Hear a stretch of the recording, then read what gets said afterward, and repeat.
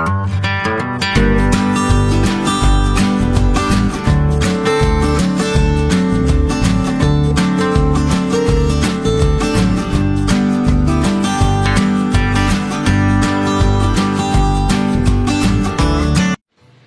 Friends, இன்றைக்கி வீட்டிலேயே நான் நெய் செஞ்சேன். எப்படி செஞ்சேன்னு பார்க்கலாமா?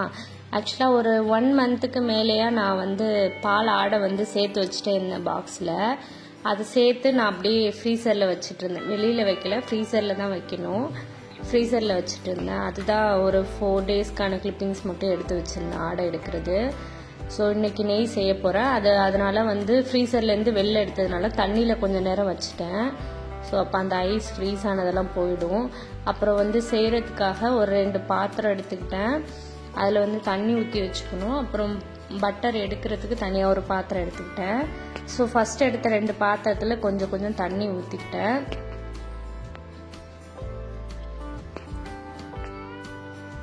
அப்புறம் ஐஸ் க்யூப்ஸ் எடுத்துக்கிட்டேன். அது தேவை, முக்கியமாக அதுக்கு வேணும். ஸோ அதை எடுத்துக்கிட்டேன். இப்போ அந்த ஆடை கொஞ்சம் அந்த ஐஸ் ஃப்ரீஸ் ஆனது எல்லாமே ரிலீஸ் ஆகிடுச்சு. அதை இப்போ நான் மிக்ஸி ஜாரில் போட போகிறேன். கொஞ்சம் எடுக்கிற அளவுக்கு வந்துடுச்சு. நல்லா ஃப்ரீஸ் ஆகிருக்கும். அதனால தான் கொஞ்சம் நேரம் முன்னாடியே வெளில எடுத்து வச்சிட்டேன். இப்போ எடுக்கிற அளவுக்கு தான் இருக்குது. ஸோ எல்லாத்தையும் பெரிய ஜாரில் நான் போட்டுக்கிட்டேன்.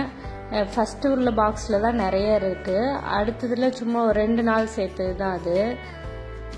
அதையும் எல்லாமே போட்டுட்டு நான் மிக்ஸி ஜாரில் அப்படியே அரைக்க போகிறேன். ஐஸ் க்யூப்ஸ் போட்டுப்பேன். ஐஸ் க்யூப் போட்டு கொஞ்சோண்டு தண்ணி ஊற்றி தான் அரைக்கணும்.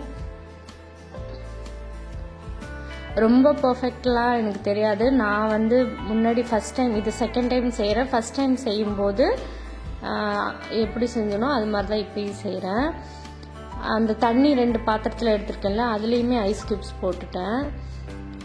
இப்போ மிக்ஸி ஜாரில் அந்த பாலாடையை போட்டுட்டு கொஞ்சோண்டு தண்ணி ஊற்றி நல்லா அரைச்சிக்கிறேன். விட்டு விட்டு அரைச்சிக்கிறேன். அப்போ தான் இப்போ ஃபஸ்ட் டைம் ஓப்பன் பண்ணி பார்க்கும்போது லைட்டாக ஆடை அப்படியே மேலே திரண்டு வந்துச்சு. இன்னும் நல்லா அரைக்கணும். அரைச்சோன்னு பாருங்கள், பட்டர் அழகாக மேலே படர்ந்து வந்துடுச்சு. கேமராவில் அது கரெக்டாக தெரியல. ஆனால் நான் நேரில் பார்க்கும்போது நல்லா சூப்பராக டிஃப்ரென்ஸ் தெரிஞ்சு. கீழே தண்ணி தனியாக, பட்டர் தனியாக வந்துடுச்சு. பாருங்கள், கையில் எடுத்துட்டேன். பட்டர் அழகாக வந்துடுச்சு.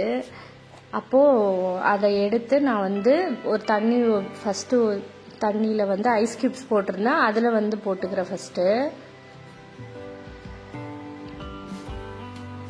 இது எதனால் தண்ணிக்குள்ளே போகிறோன்னா, அது வாஷ் பண்ணுற மாதிரின்னு சொன்னாங்க. ஏன்னா அது அந்த ஒரு மாதிரி ஸ்மெல் வருமா, அதனால் தண்ணியில் போட்டு ஒரு 2 தடவை கழுவி எடுக்கிறதுக்காக தான் தண்ணியில் போடுறது. அதனால் ஃபஸ்ட்டு ஐஸ் வாட்டர்லேயே போட்டுக்கிட்டேன். நல்லா அந்த தண்ணியை புழிஞ்சிட்டு ரொம்ப புளிய முடியாது, ஏன்னா வலிக்கிட்டு போகும் வெண்ணெய்னால. ஓரளவுக்கு புழிஞ்சு அந்த தண்ணியில் போட்டு திரும்பி அந்த தண்ணியிலேருந்து வாஷ் பண்ணி இன்னொரு தண்ணியில் போடணும். முடிஞ்ச அளவுக்கு அதில் இருக்க வெண்ணெய் எல்லாத்தையுமே வலிச்சு நான் எடுத்துட்டேன். இடையிலே பாருங்கள், ஆதியா அழுதுகிட்டே இருக்காங்க. வேறு வழி இல்லை. நான் ஏதாவது வேலை பார்த்தேன்னா அந்த மாதிரி தான் திடீர்னு அழுவாங்க. அப்புறம் அவங்களே டைவர்ட் ஆகிட்டு ஓடிடுவாங்க. அப்புறம் திரும்பி அழுவாங்க. அது ரொட்டீனாக நடக்கிறது தான். நான் எதையாவது கையில் கொடுத்துருவேன். அப்புறம் அமைதியாகிட்டு ஓடிடுவாங்க. இப்போ நான் ஒரு பேட்ச் அரைச்சி எடுத்துட்டேன். பேலன்ஸ் இருந்ததில் சும்மா திரும்பியும் கொஞ்சம் தண்ணி ஊற்றி அரைச்சி பார்த்தா அந்தளவுக்கு வரல. மேபி இன்னும் அரைச்சிருக்குமா என்னன்னு தெரியல. ஆனால் நான் அதோட ஸ்டாப் பண்ணிட்டேன். இந்த பால் பேலன்ஸ் இருக்குல்ல, இந்த பாலில் காஃபி போட்டு குடிக்கலான்னு சொல்கிறாங்க. ஆனால் எனக்கு எந்த அளவுக்குன்னு தெரியல, நல்லா இருக்குமா. ஏன்னா இவ்வளோ நாள் ஸ்டோர் பண்ணி வச்சது, அது எப்படி இருக்குன்னு தெரியல. நான் கீழே தான் ஊற்றுவேன்.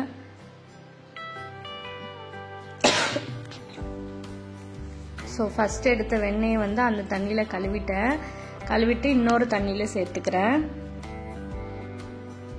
இன்னொரு தண்ணியிலையும் போட்டு நல்லா அதை ரொம்ப போட்டு பிழியாமல் மெதுவாக தண்ணியிலே மெல்லமாக அப்படியே அலசி எடுத்துக்கிறேன். அலசிட்டு வேறு பாத்திரத்தில் மாற்றிடுறேன். அதுவே போதும் வாஷ் பண்ணது. அப்படியே லைட்டாக தண்ணியெல்லாம் நல்லா வடிகிற அளவுக்கு பாருங்கள், அழகாக வெண்ணெய். ஒரு பாக்ஸ் தான் நான் எடுத்தேன், அதில் எவ்வளோ வந்துடுச்சு பாருங்கள். இதில் 2 பெனிஃபிட் என்னென்னா, நம்ம பட்டரும் எடுத்துக்கலாம் ப்ளஸ் நெய்யும் காய்ச்சிக்கலாம். கையெல்லாம் அப்படியே வளவலன்னு ஆயிடுச்சு. அவ்வளோதான். நான் ஆடையிலேருந்து இப்போ பட்டர் எடுத்துட்டேன். இதுக்கப்புறம் தான் அதுலேருந்து நான் வந்து நெய் செய்ய போகிறேன். இப்போ இந்த தண்ணியெல்லாம் வேஸ்ட்டு தான், இதெல்லாம் கீழே ஊற்றணும் தான்.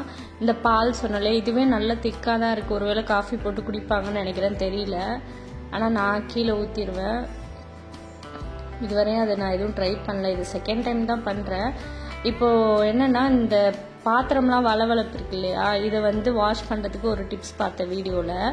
வெந்நீர் போட்டு வச்சு அந்த வெந்நீர் அப்படியே அந்த பாத்திரத்துலலாம் ஊற்றுனா அந்த வெண்ணெய் எல்லாமே அந்த வளவளப்பு எல்லாம் அழகாக கரைஞ்சி போயிடுது. இது நான் ஒரு வீடியோவில் தான் பார்த்தேன்.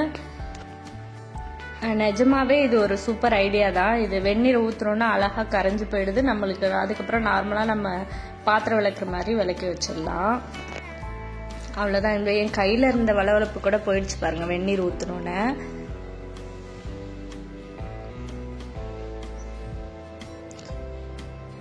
இப்போ வந்து பட்டர் வந்து கொஞ்சம் வீட்டுக்கு கொஞ்சம் பட்டர் எடுத்து வச்சுட்டு பேலன்ஸில் நெய் செய்யலான்னு சொல்லிட்டு ஒரு பாக்ஸில் வந்து பட்டர் மட்டும் எடுத்துக்கிட்டேன். ஏதாவது சமைக்கும் போது யூஸ் பண்ணிக்கலான்னு ஒரு 2-3 ஸ்பூன் மட்டும் எடுத்துட்டு அதை க்ளோஸ் பண்ணி வச்சுட்டு பேலன்ஸ் வந்து நெய் செஞ்சிடலாம் அப்படின்னு எடுத்துக்கிட்டேன்.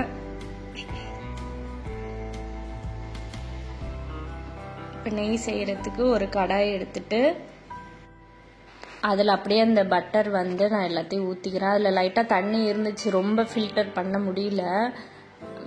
அதை அப்படியே நான் போட்டுட்டேன். அது ஹீட் ஆகும்போது அழகாக அந்த கட்டியாக இருக்கிறது எல்லாமே மெல்ட் ஆகி வந்துடுது. ஆனால் கிண்டி விட்டுக்கிட்டே இருக்கணும். என்னென்னா இது எப்படி ஆகிடுதுன்னா, கிண்டாமல் விட்டால் அந்த பால் திரிஞ்சு வந்து கெட்டி கெட்டி ஆகும்ல, பால் கோவா மாதிரி அந்த மாதிரி ஆகுது. அதனால வந்து கிளறி விட்டுக்கிட்டே தான் இருக்கணும். ஸோ நான் வந்து கிளறிக்கிட்டே தான் இருந்தேன். கிளற அந்த டிஃப்ரென்ஸ் நல்லா தெரியுது. ஃபஸ்ட்டு கொதிச்சு வருது,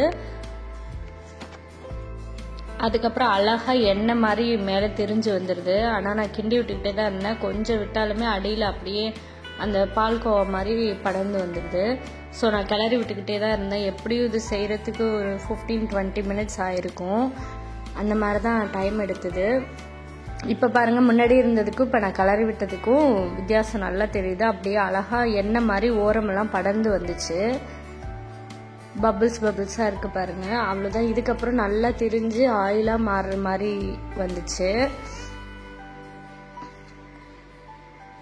நான் ஃபஸ்ட் டைம் செய்யும்போதும் ஒரு டவுட்லேயே தான் செஞ்சேன். செகண்ட் டைம் செய்யும்போதும் நான் அப்படி தான் பண்ணுறேன். ஏன்னா கேப்பு 1.5 மந்த்ஸ்க்கு மேலே இருக்கும். நம்ம அடிக்கடி செஞ்சால் நமக்கு தெரியும் இல்லையா, இது எப்போயாவது தானே செய்கிறாங்க. பாருங்கள், இப்போயே நல்ல டிஃப்ரென்ஸ் தெரியுது. அழகாக திரிஞ்சு வருது பாருங்கள், அந்த ஆயில் மாதிரி தனியாக திரிஞ்சு வருது. ஆனால் எனக்கு ஃபஸ்ட்டு வாசனையெல்லாம் ஒன்றும் வரல. சொல்லுவாங்க நெய் செஞ்சால் நல்ல வாசனை வரணும், ஆனால் எனக்கு ஃபஸ்ட்டு வரவே இல்லை. மேபி ஏதாவது ஒரு நான் மிஸ்டேக் பண்ணுறேனான்னு எனக்கு தெரியல. ஆனால் இப்போ வர ஆஃப்டர் அவுட்புட் பார்த்தீங்கன்னா சூப்பராக வருது. நெய் வாசனையெல்லாம் சூப்பராக இருக்குது. ஆனால் செய்யும்போது எந்த வாசனையும் வரல. அவ்வளோதான். நல்ல எண்ணெய் திரிஞ்சு வந்தோடனே நான் ஒரு வீடியோவில் பார்த்தேன், ஒரு 4 வெந்தயம் கொஞ்சோண்டு ஜீரகம் போட்டால் அது அப்படியே முறிச்சு நெய்யாக வந்துருந்தாங்க. ஸோ நான் அது மாதிரி போட்டோன்னே ரொம்ப பொங்கி வர ஆரம்பிச்சுது. ஆனாலும் நான் கிண்டி விட்டுக்கிட்டே இருந்தேன். கீழே நல்லா எண்ணெய் மாதிரி ஆயிடுச்சு, நெய் ரெடி ஆகிடுச்சு. அது நல்லா தெரிஞ்சுது. ஆனால் அந்தளவுக்கு வாசனை ஒன்றும் வரல. நானும் இப்படி கையை வச்சு மோந்து பார்த்தேன், ஆனால் வாசனை ஒன்றும் வரல. ஆனால் எப்படியும் நெய் ஆயிடுன்ற நம்பிக்கை இருந்துச்சு. ஆனால் நான் செஞ்சுட்டேன். ஸோ இருந்தாலும் ஒரு 2-3 நிமிஷம் நான் கிளறி விட்டுக்கிட்டே இருந்தேன். அவ்வளோதான், ரெடி ஆகிடுச்சு. ஆஃப் பண்ணி சரி கொஞ்சம் நேரம் ஆறட்டும் அப்படின்னு வச்சுருந்தேன். அதில் கொஞ்சம் நுரையும் இருந்தது, லைட்டாக வாசனை வந்துச்சு, ரொம்ப வரல. ஆனால் ஸோ ஆறுனதுக்கப்புறம் இந்த பாத்திரத்தில் ஊற்றி வச்சிடலான்னு அந்த இதை எடுத்து வச்சுட்டேன். இப்போ அந்த அடியில் பாருங்கள், அந்த பால்கோவா மண்டல் மாதிரி அதில் கூட ஸ்வீட் செய்வாங்களாம், எப்படின்னு தெரில. நல்லா ஆறிடுச்சு. இப்போ வந்து பாத்திரத்தில் சேர்த்துடலான்ட்டு வடிகட்டி சேர்க்குறேன்.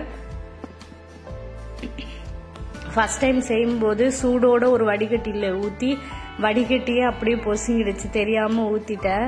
ஸோ இந்த தடவை ஆற வச்சு தான் ஊற்றணும்னு ஆற வச்சு இப்போ வடிகட்டி ஊற்றுறேன்.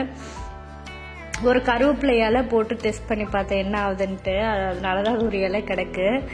அவ்வளோதான், வடிகட்டிட்டேன். அந்த பாலோட இது மட்டும் மண்டல் மட்டும் அப்படியே வேண்டான்ட்டு தூக்கி போட்டேன். இப்போ நான் ஸ்மெல் பண்ணும்போது சூப்பராக இருந்தது வாசனை. அந்த ஸ்வீட்டு ஸ்மெல் மாதிரி அவ்வளோ நல்லா இருந்துச்சு. அதே மாதிரி செஞ்சதுக்கு அப்புறம் ஒரு 2-3 hours கழிச்சு பார்த்தீங்கன்னா அந்த கலரே அப்படியே எல்லோவாக மாறிடுச்சு. நான் அதுவும் இதில் ஆட் பண்ணியிருக்கேன் பாருங்கள். இப்போ ஒரு கலராக இருக்கா, ப்ரௌன் கலர் மாதிரி. அதுக்கப்புறமா வந்து ஒரு மாதிரி எல்லோ கலர் மாதிரி ஆயிடுச்சு. வாசனையும் சூப்பராக வந்துச்சு, ஸ்வீட்டோட ஸ்மெல்லு மாதிரியே வந்துச்சு. அதனால தான் நான் வந்து ஃபைனலாக அப்போ தான் கன்ஃபார்ம் பண்ணிக்கிறேன், சரி நம்ம நெய் வந்து கரெக்டாக தான் செஞ்சுருக்கோம் அப்படின்ட்டு. ஆனால் இப்படி தான் பர்ஃபெக்டாக செய்யணுமான்னு எனக்கு தெரியல. கையெல்லாம் அவ்வளோ வாசனையாக இருந்துச்சு. அவ்வளோதான், ரெடி பண்ணிட்டேன். இது எப்படி ஒரு 200 மில்லி இல்லைன்னா 250 மில்லி கிட்ட இருக்கும். இது எனக்கு போதுமானது.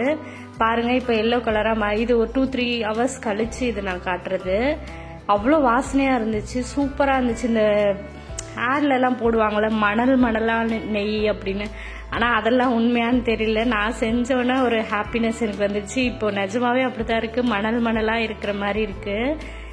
ஸோ அவ்வளோதாங்க, நெய் செஞ்சுட்டேன். இந்த வீடியோ பிடிச்சிருந்துச்சுன்னா லைக் பண்ணுங்கள், ஷேர் பண்ணுங்கள், மறக்காமல் சப்ஸ்கிரைப் பண்ணிவிட்டு பாருங்கள். தேங்க்யூ ஃபார் வாட்சிங்.